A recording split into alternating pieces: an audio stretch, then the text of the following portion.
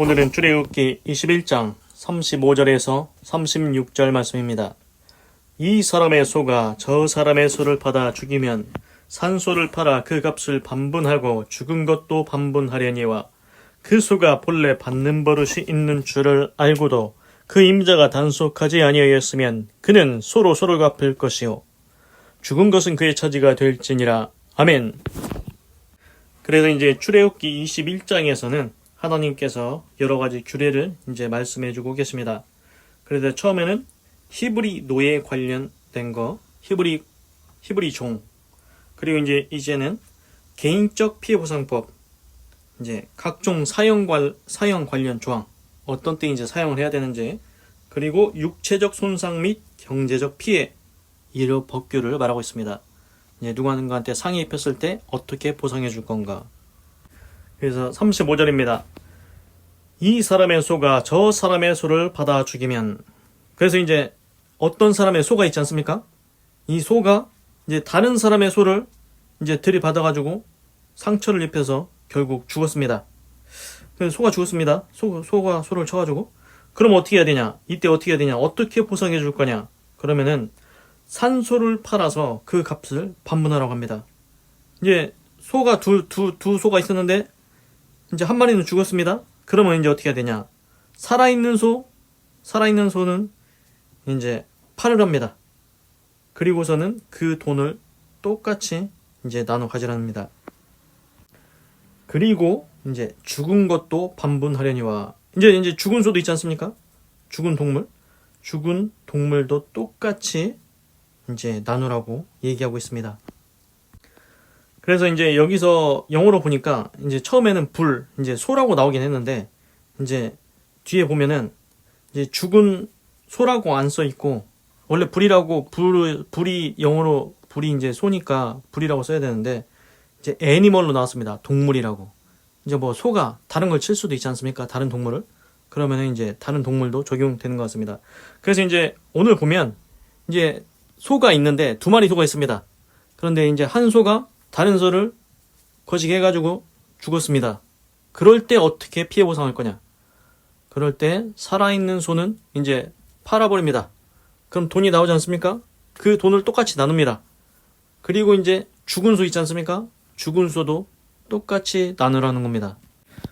그래서 이제 그냥 우리가 생각해 볼 때도 공평하지 않습니까? 이제 공평해 보입니다. 살아있는 소 팔아가지고 그 돈도 똑같이 반절 나누고, 죽은 소도 반절 나눠. 이제 다 똑같이 공평히 나눴지요. 참으로 공평해 보입니다. 그런데 이거는 언제 공평하냐? 갑자기 이렇게 이제 온순하던 소가, 잠잠하던 소가 갑자기 이제 받았을 때, 누구도 예상하지 못했던 때입니다. 아니 원래 이 소는 얌전한데 갑자기 그랬다. 이거 어쩔 수가 없다. 그럴 때 이제 완전히 공평하게 반반씩 나누라는 겁니다. 그런데 이제 36절에서 이제 다른 경우가 나옵니다. 이때는 그 소가 본래 받는 버릇이 있는 줄을 알고도, 이제 문제는 뭐냐면은 이제 한 주인이 알고 있습니다. 그리고 알고 있습니다. 그 소가 받는 버릇이 있다는 것을 이미 알고 있습니다. 그럼 어떻게 해야 됩니까? 그 주인이? 그런데 그걸 알고도 주인이 그걸 이제 울타리에 나가지고 이제 관리를 하거나, 뭐 개라면은 목줄을 채우거나, 하여튼간 뭐 이렇게 해야 되지 않습니까? 그런데 그 관리를 안 한 겁니다. 그래가지고 이 들이받는 습관이 있는 소가 받았다. 그럼 누구 책임입니까? 그 주인 책임이 되는 겁니다. 그래서 어떻게 해야 되냐? 그러면은 그 주인은, 여기 머스트가 또 나옵니다. 머스트는 반드시 그렇게 하라는 겁니다. 영어로 머스트, 반드시 그렇게 해야 된다. 반드시 지불해야 된다. 애니멀이 동물입니다. 소 나옵니다. 동물은 동물로, 그리고 죽은 동물은 그 사람 차지가 될 거다. 그러니까 그 주인이 자기 소가 들이받는 버릇을 알고 있습니다. 근데 이제 우리에다 넣어놓고 잘 관리하고 해야 되는데 그걸 안 해가지고 다른 집 소를 쳐버렸다. 그러면은 다른 집 소 죽였지 않습니까? 그러면은 이번에는 이제 보상하는 게 다릅니다. 어떻게 하냐? 그 전에는 어떻게 했습니까? 살아있는 소 팔아서 돈 반절 나누고 죽은 소도 반절 나눴지 않습니까? 그런데 이번에는 그게 아닙니다.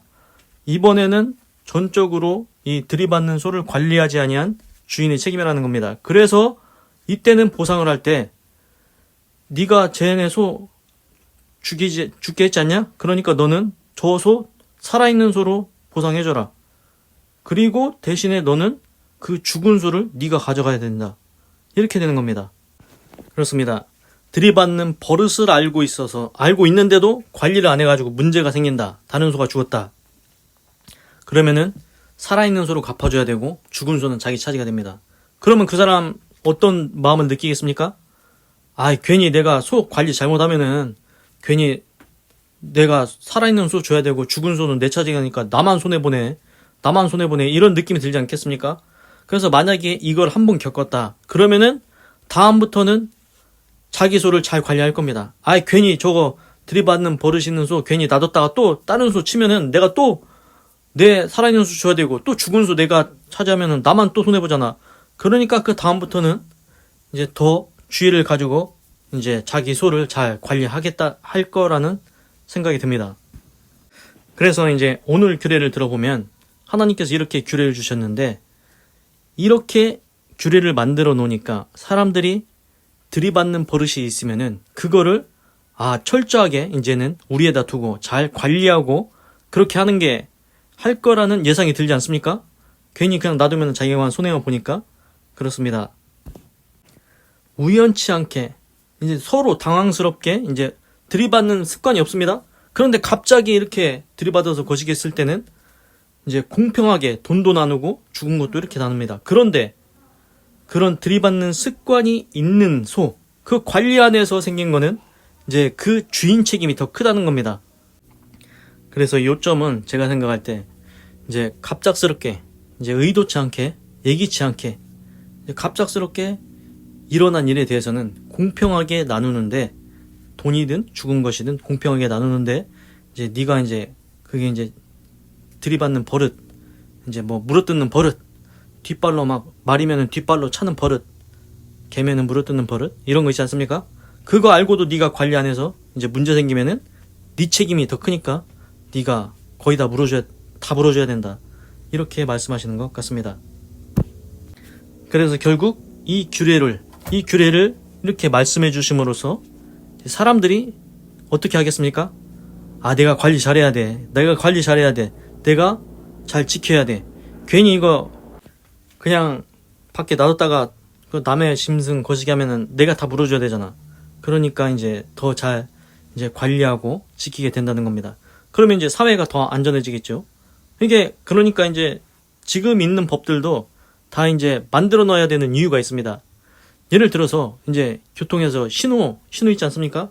뭐 빨간불에는 가지 마라 뭐 이런 교통 신호가 있는데 그걸 만들어 놔야 됩니다. 예를 들어서 안 만들어 놓으면은 안 지키면은 사고가 많이 나고 이제 불안전해지지 않습니까?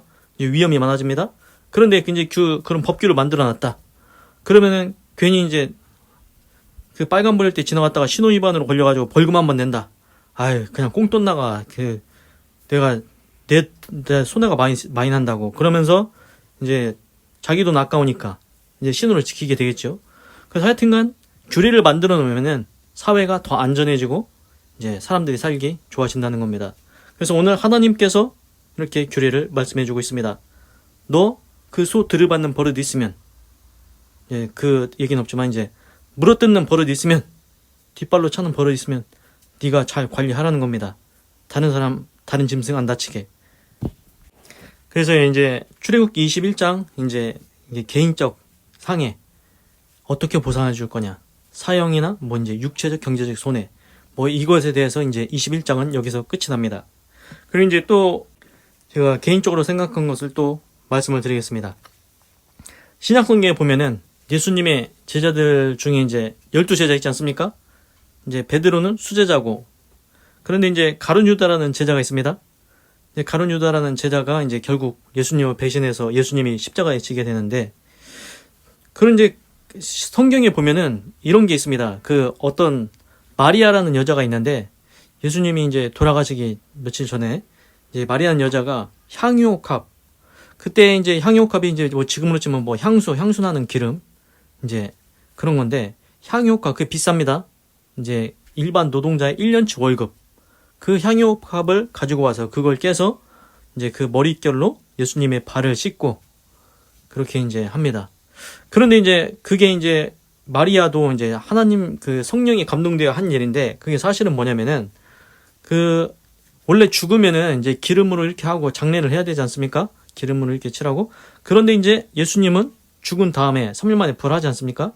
이제 예수님은 장례가 안 되니까 이제 어떻게 알았는지 모르겠지만 하여튼간 예수님이 지금 산채로 지금 장례 절차가 그렇게 되고 있는 겁니다. 나중에 가져오는 향유컵은 쓸모가 없습니다. 예수님은 부활하시기 때문에. 그런데 그걸 몰랐지만 그 마리아는 향유컵으로 그 예수님의 발을 그렇게 씻음으로 해가지고 예수님께서 이런 말씀하십니다. 야, 복음이 전해지는 곳마다 이 여자의 행한 일도 말하여 기념하게 하라. 그러니까 마리아가 행한 일이 잘했다는 겁니다. 그런데 이제 마리아는 잘했는데 이제 문제는 뭐냐면은 그 12제자 중에 그 가룟 유다라는 제자 있지 않습니까? 그 가룟 유다가 그걸 보다가 승질을 냅니다. 아니, 저 향유옥합으로 저거 일반 노동자 1년치 월급, 예를 들면은 연봉이 3천만 원, 5천만 원이면은 보통 그냥 5천만 원이라고 하겠습니다. 야, 5천만 원 저거 향유옥합 저거 팔아가지고 가난한 자 구제하고 도와주는 게 낫지 않냐, 이런 얘기를 하니까 이제 그런 얘기를 합니다. 근데 들어보면은 뭐 맞는 말이기도 합니다. 괜히 그냥 향유값 그 깨트려가지고 예수님 발 씻는 거보다는 그거 5천만 원에 팔아가지고 가난한 자 도와준다, 어떤 게 나은 것 같습니까? 그런데 이제 예수님이 하시는 말씀 그겁니다. 이 여자를 가만히 두라. 이 여자의 행한 일 아름답다고 그렇게 이제 얘기를 합니다. 그때 가룟 유다가 머리가 꼭지가 돌아버립니다. 예수님이 자기 편을 들어야 되는데 저 여자 편을 들었다 이겁니다. 그래가지고 이제 예수님을 넘겨줄 기회를 찾습니다. 그런데 거기서 신기한 구절이 나옵니다. 성경에 보면은 가룟 유다가 왜 그러면은 그 향유를 5천만 원에 팔아서 가난한 사람 도와주자고 했냐, 구제하자고 했냐. 그런데 이런 구절이 있습니다.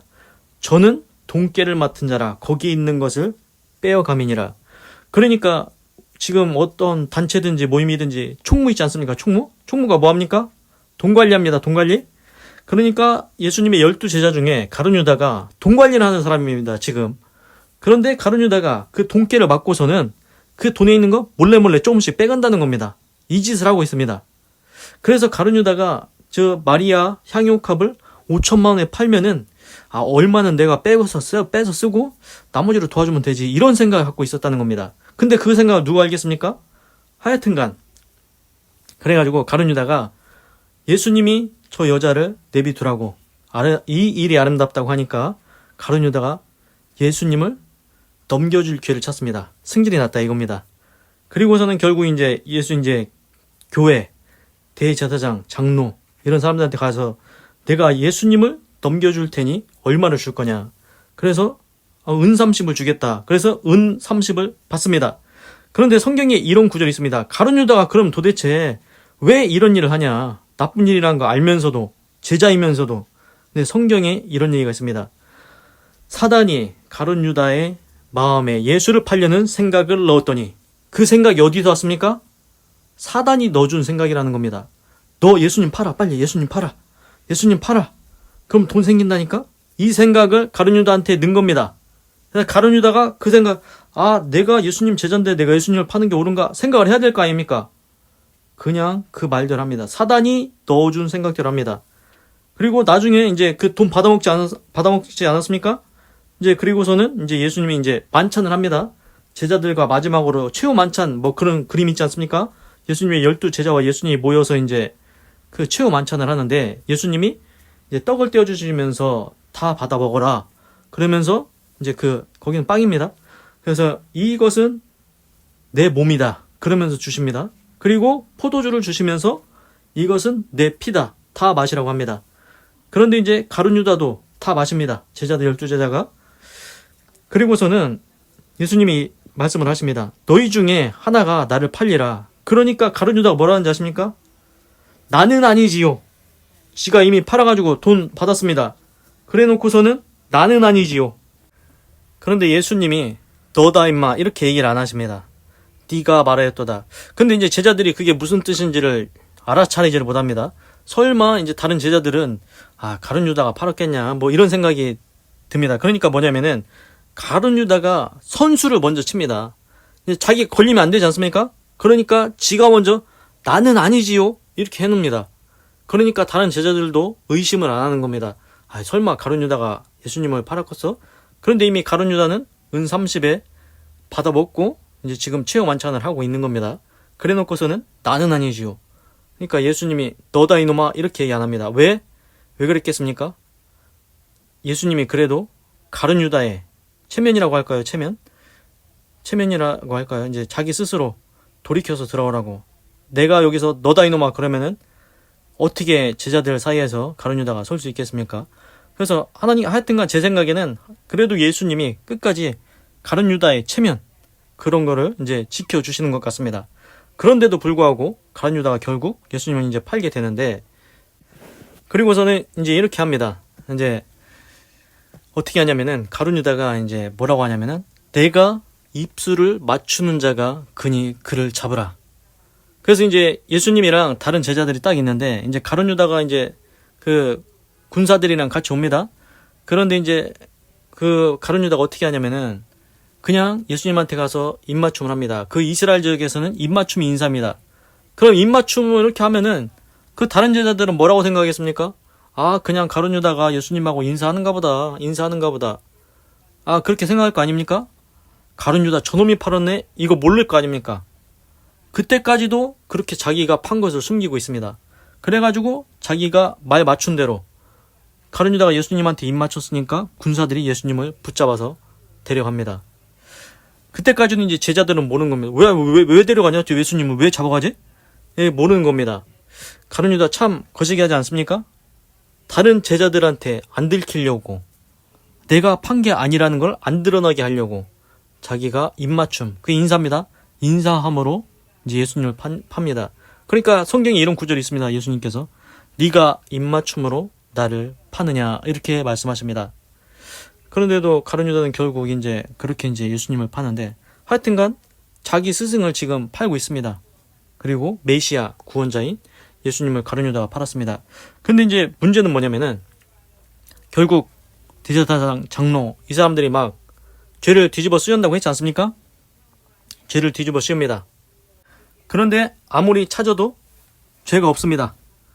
그래가지고 이제 어떤 증인들이 예수님께서 이전에 얘기를 할 때 성전을 헐고서는 3일 만에 짓는다고 하더라.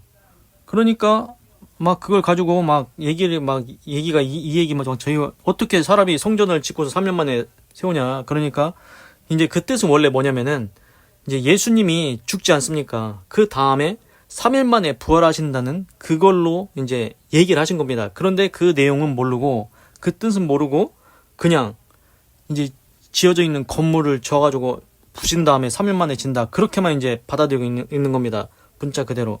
근데 예수님의 원래 뜻은 이제 그 말씀을 하신 이유는 내가 죽고 3일 만에 부활한다. 이걸 얘기하신 거였습니다. 근데 그거 가지고도 이제 안 되니까 이제 네가 하나님의 아들이냐 이렇게 물어봅니다. 그러니까 내가 그렇다 하니까 이제 이 사람들이 승질이 나는 겁니다. 이스라엘 그 대제사장 장로 그 사람들이 봐라 이자가 지금 신성모독하고 있다. 지가 하나님의 아들이란다. 신성모독이다.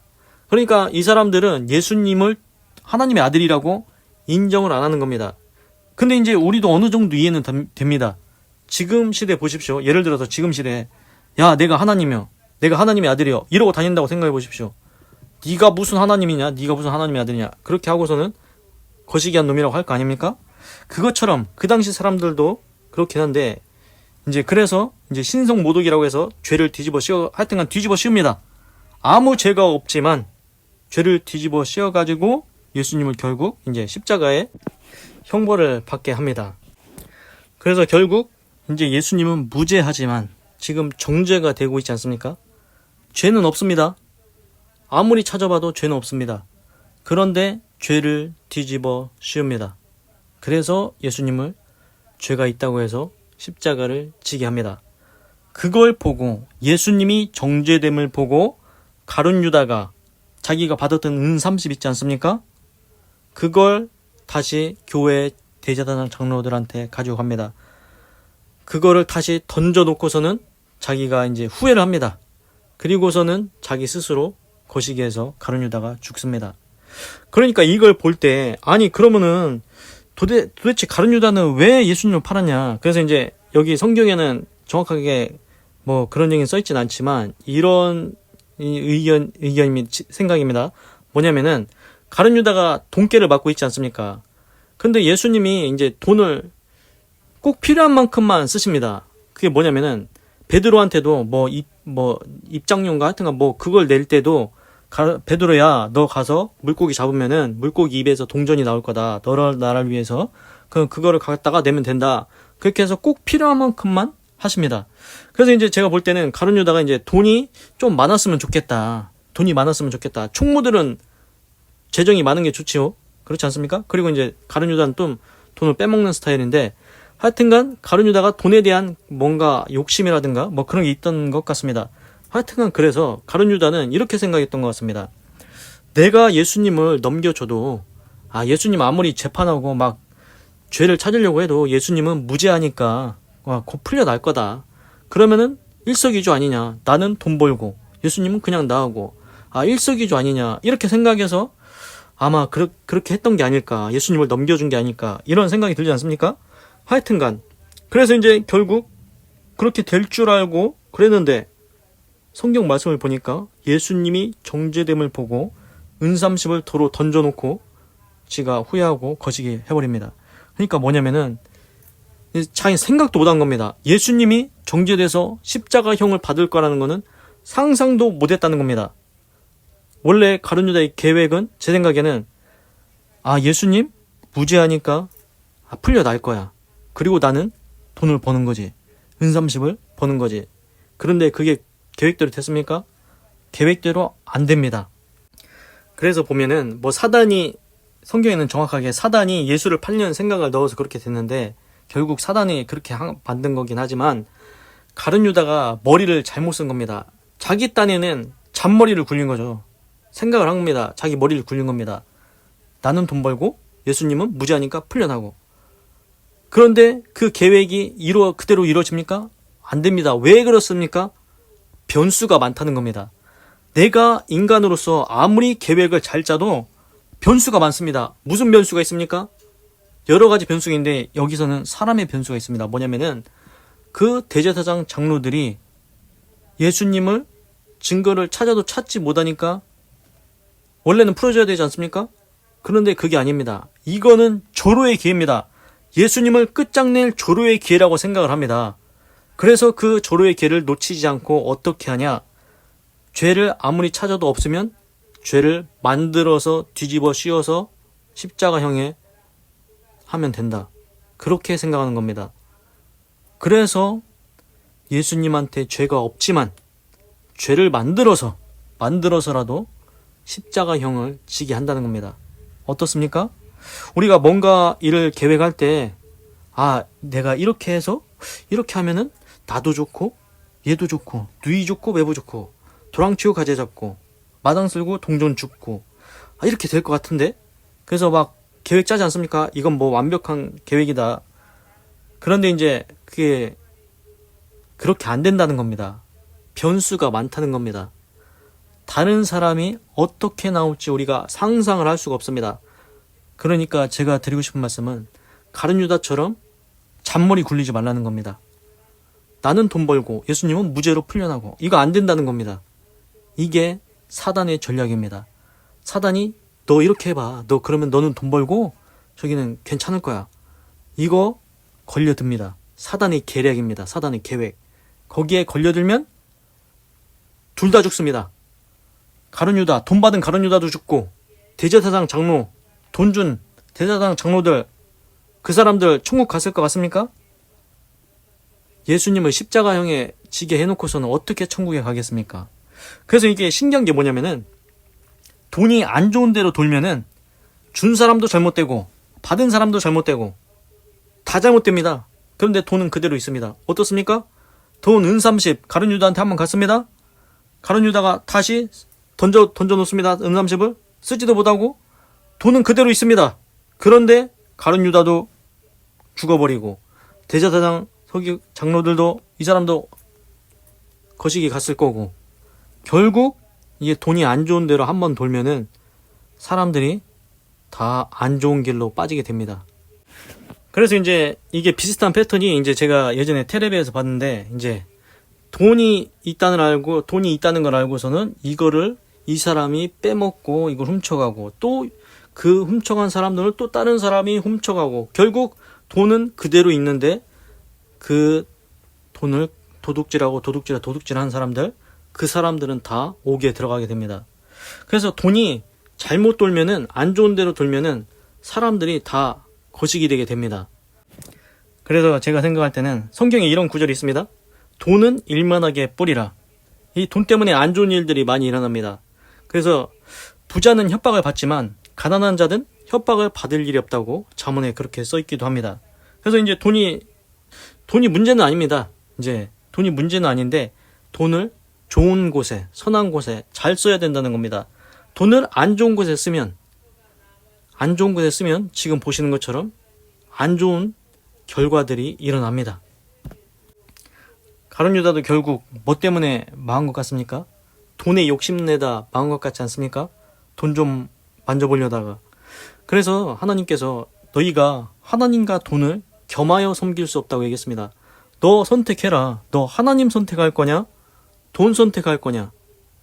그런데 가룟 유다는 뭘 선택한 겁니까? 하나님이냐 돈이냐?